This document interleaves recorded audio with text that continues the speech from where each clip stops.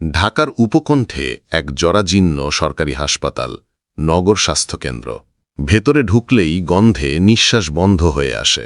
কনক্রিটের ফাটলু থেকে চুইয়ে পড়ে পানি, লাইটগুলো ঝাপসা, আর ওয়াশরুমের পাশে কান পাতলে শোনা যায় কান্না। এই হাসপাতালে শিশু ও নারী ওয়ার্ডের দায়িত্বে ছিলেন সাবিহা আপা। সবাই যাকে বড় ভাবি বলে।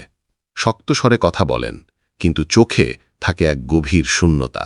রোগীরা তাকে ভরসা করে, কিন্তু সহকর্মীরা বলেন বড় ভাবির চারপাশে কিছু অদ্ভুত ঘটনা ঘটে।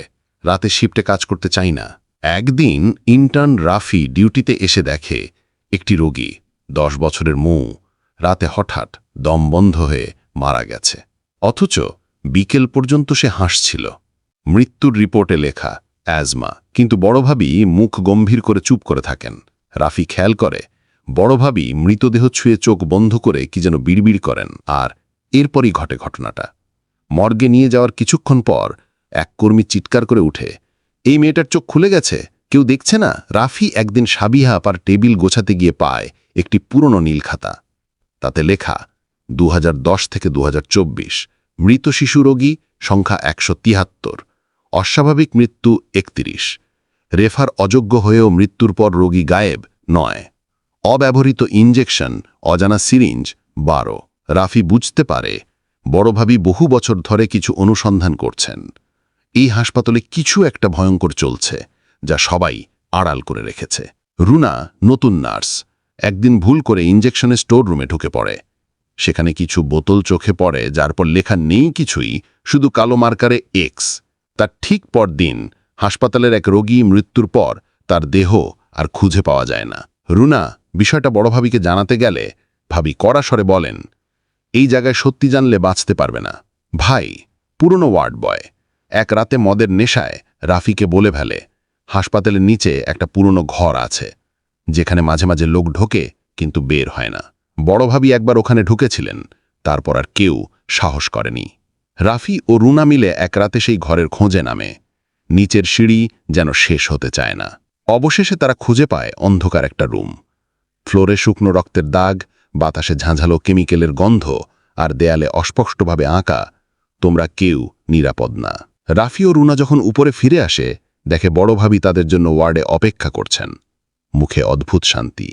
তিনি বলেন, তোমরা জানো, তাই এখন তোমাদের দায়িত্ব আমার। এই হাসপাতালে কিছু সত্য জেনে ফেললেই মানুষ আর মানুষ থাকে না। তারা প্রেত হয়ে ঘুরে বেড়ায় চারপাশে। আমি এখন শুধু নার্স না, আমি এই মৃত্যুর পাহারাদার। রুলা কেঁপে ওঠে, রাফির মুখ শুকিয়ে যায়।